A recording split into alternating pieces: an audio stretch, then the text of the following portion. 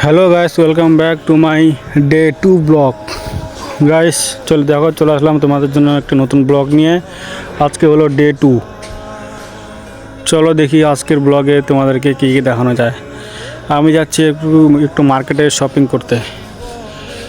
চলো দেখি কোথায় কোথায় যাওয়া যায়, কোথায় কোথায় যাব, কী কী কিনবো, কোন জায়গায় যাব না যাব সব তোমাদেরকে ভিডিও।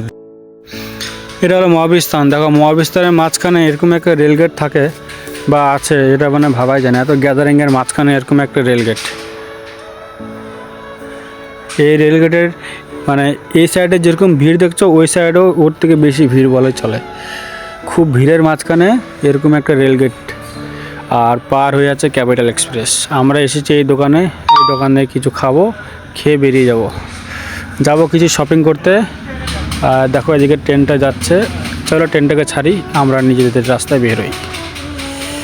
চলো গাইস, যাচ্ছে দেখতে পাচ্ছ মহাবীরস্থানের মাঝখান দিয়ে যাচ্ছি।